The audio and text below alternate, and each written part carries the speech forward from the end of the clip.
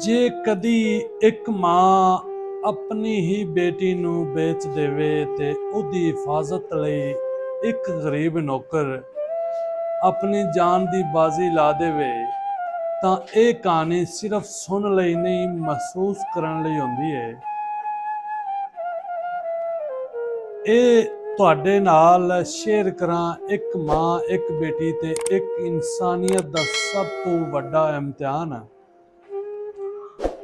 ਇੱਕ ਛੋਟੇ ਸ਼ਹਿਰ ਦੀ ਮਾਸੀ ਜ਼ੀਨਤ, ਜਿਸ ਦੀ ਜ਼ਿੰਦਗੀ ਗੁਰਬਤ ਤੇ ਮਜਬੂਰੀ ਵਿੱਚ ਗੁਜ਼ਰ ਰਹੀ ਸੀ।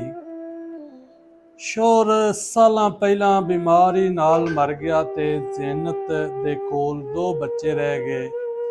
ਇੱਕ ਮਾਸੂਮ ਬੱਚੀ ਮਰੀਮ ਜਿਹੜੀ ਸਿਰਫ 13 ਸਾਲ ਦੀ ਸੀ, ਇੱਕ ਛੋਟਾ ਪੁੱਤਰ ਅਹਿਮਦ। ਘਰ ਦਾ ਚੁੱਲ੍ਹਾ ਕਈ ਦਿਨ ਬੰਦ ਰਹਿੰਦਾ। ਜ਼ੀਨਤ ਹਰ ਤਰਫ ਤੋਂ ਕਰਜ਼ਦਾਰੀਆਂ ਤੇ ਦਬਾਅ ਵਿੱਚ ਸੀ। ਇਹ ਦਬਾਅ ਤੇ ਪੇਟ ਦੀ ਭੁੱਖ ਉਹਨੂੰ ਆਹਿਸਤਾ ਆਹਿਸਤਾ ਸਖਤ ਦਿਲ ਬਣਾ ਰਹੀ ਸੀ। ਇੱਕ ਦਿਨ ਗਾਉਂ ਦੇ ਇੱਕ ਅਮੀਰ ਤੇ ਪੁਰਾਣੇ ਜ਼ਿਮੀਂਦਾਰ ਹਾਜੀ ਕਰੀਮ ਨੇ ਜ਼ੀਨਤ ਨਾਲ ਮੁਲਾਕਾਤ ਕੀਤੀ। ਉਹਨੇ ਜ਼ੀਨਤ ਨੂੰ ਪੇਸ਼ਕਸ਼ ਕੀਤੀ, ਮੈਂ ਤੇਰੇ ਸਾਰੇ ਕਰਜ਼ ਉਤਾਰ ਦੇਵਾਂਗਾ, ਬਸ ਮਰੀਮ ਨੂੰ ਆਪਣੇ ਸ਼ਹਿਰ ਲੈ ਜਾਣ ਦੀ ਇਜਾਜ਼ਤ ਦੇ ਦੇ। ਜ਼ੀਨਤ ਨੇ ਪਹਿਲੇ ਇਨਕਾਰ ਕੀਤਾ, ਪਰ ਫਾਕੇ, ਬਿਮਾਰੀ ਤੇ ਕਰਜ਼ ਦੇ ਖੌਫ ਨਾਲੋਂ ਉਹਦੇ ਦਿਲ ਵਿੱਚ ਅੰਧੇਰਾ ਛਾ ਗਿਆ। ਚੰਦ ਦਿਨ ਬਾਅਦ ਉਹ ਆਪਣੀ ਹੀ ਬੇਟੀ ਨੂੰ ਨਿਲਾਮੀ ਦੇ ਤੌਰ ਤੇ ਇੱਕ ਖੁਫੀਆ ਮੱਲ ਵਿੱਚ ਲੈ ਗਈ, ਜਿੱਥੇ ਅਮੀਰ ਲੋਕ ਬੋਲੀ ਲਾ ਰਹੇ ਸਨ। ਮਰੀਮ ਦੀ ਅੱਖਾਂ ਵਿੱਚ ਖੌਫ ਤੇ ਮਾਂ ਲਈ ਸਵਾਲ ਸਨ, ਅੰਮੀ ਇਹ ਕੀ ਹੋ ਰਿਹਾ ਹੈ? ਪਰ ਜ਼ੀਨਤ ਨਜ਼ਰ ਨਹੀਂ ਮਿਲਾ ਸਕਦੀ ਸੀ।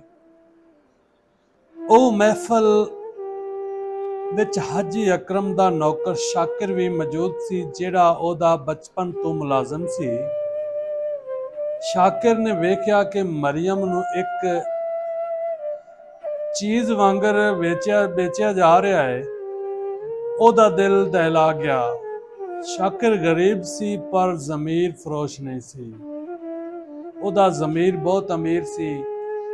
ਉਹ ਰਾਤ ਉਹਨੂੰ ਨੀਂਦ ਨਾ ਆਈ ਤੇ ਇਸਨੇ ਫੈਸਲਾ ਕੀਤਾ, ਮੈਂ ਮਰੀਮ ਨੂੰ ਬਚਾਉਣਾ ਹੈ, ਚਾਹੇ ਆਪਣੀ ਜਾਨ ਕਿਉਂ ਨਾ ਦੇਣੀ ਹੀ ਜਾਵੇ।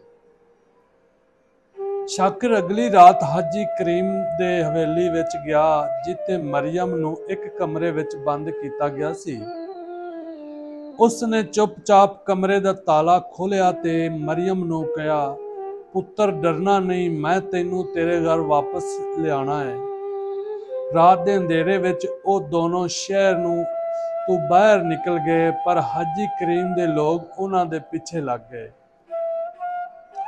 ਜੰਗਲ ਵਿੱਚ ਤਾਕਬ ਤੇ ਦੌੜ ਦੇ ਦੌਰਾਨ ਸ਼ਾਕਿਰ ਜ਼ਖਮੀ ਹੋ ਗਿਆ, ਪਰ ਮਰੀਮ ਨੂੰ ਬਚਾ ਕੇ ਗਾਂਵ ਤੱਕ ਲੈ ਆਇਆ। ਗਾਂਵ ਪਹੁੰਚ ਕੇ ਸ਼ਾਕਿਰ ਨੇ ਮਰੀਮ ਨੂੰ ਸਿੱਧਾ ਪੁਲਿਸ ਦੇ ਹਵਾਲੇ ਕੀਤਾ ਤੇ ਸਾਰੀ ਸੱਚ ਬਿਆਨ ਕੀਤੀ। ਪੁਲਿਸ ਨੇ ਹਾਜੀ ਕਰੀਮ ਨੂੰ ਗ੍ਰਿਫਤਾਰ ਕਰ ਲਿਆ ਤੇ ਜ਼ੀਨਤ ਨੂੰ ਵੀ ਮੁਕੱਦਮਾ ਦਾ ਸਾਹਮਣਾ ਕਰਨਾ ਪਿਆ। ਜੇਲ੍ਹ ਵਿੱਚ ਜ਼ੀਨਤ ਪਹਿਲੀ ਵਾਰੀ ਆਪਣੇ ਕੀਏ ਉੱਤੇ ਟੁੱਟ ਕੇ ਰੋਈ। ਮਰੀਮ ਸ਼ਾਕਿਰ ਨੂੰ ਆਪਣਾ ਅਸਲ ਬਾਪ ਸਮਝਦੀ ਰਹੀ, ਕਿਉਂਕਿ ਉਹਦਾ ਹਿਫਾਜ਼ਤ ਲਈ ਉਹਨੇ ਆਪਣੀ ਜਾਨ ਖਤਰੇ ਵਿੱਚ ਪਾਈ। ਆਖਿਰ ਵਿੱਚ ਸ਼ਾਕਿਰ ਨੇ ਮਰੀਮ ਤੇ ਅਹਿਮਦ ਨੂੰ ਇੱਕ ਯਤੀਮਖਾਨੇ ਵਿੱਚ ਦਾਖਲ ਕਰਾ ਦਿੱਤਾ, ਜਿੱਥੇ ਉਹਨਾਂ ਨੂੰ ਤਾਲੀਮ ਤੇ ਇੱਜ਼ਤ ਮਿਲੀ। ਤਾਂ ਹੁਣ ਦੋਸਤੋ, ਇਸ ਪੂਰੀ ਸਟੋਰੀ ਦਾ ਨਤੀਜਾ ਇਹ ਨਿਕਲਿਆ ਹੈ, ਗੁਰਬਤ ਜਾਂ ਮਜਬੂਰੀ ਕਦੀ ਵੀ ਇਨਸਾਨੀਅਤ ਨੂੰ ਵੇਚਣ ਦਾ ਬਹਾਨਾ ਨਹੀਂ। ਜਿਹੜੇ ਲੋਕ ਆਪਣੀ ਜਾਨ ਦੇ ਕੇ ਵੀ ਕਮਜ਼ੋਰਾਂ ਨੂੰ ਬਚਾਉਂਦੇ ਨੇ, ਉਹ ਹੀ ਅਸਲ ਹੀਰੋ ਹੁੰਦੇ ਨੇ। ਤੇ ਦੋਸਤੋ, ਅਗਰ ਸਾਡੀ ਇਹ ਸਟੋਰੀ ਚੰਗੀ ਲੱਗੀ ਹੋਵੇ ਤਾਂ ਚੈਨਲ ਨੂੰ ਲਾਈਕ ਤੇ ਸਬਸਕ੍ਰਾਈਬ ਜ਼ਰੂਰ ਕਰੋ ਔਰ ਅੱਛੇ ਕਮੈਂਟਸ ਕਰ ਦੇਣਾ, ਤਾਂ ਕਿ ਸਾਡੀ ਹੌਸਲਾ ਅਫਜ਼ਾਈ ਹੋ ਸਕੇ। ਮਿਲਦੇ ਹਾਂ ਅਗਲੀ ਨਈ ਤੇ ਚੰਗੀ ਜਿਹੀ ਵੀਡੀਓ ਦੇ ਨਾਲ। ਅੱਲਾ ਹਾਫਿਜ਼।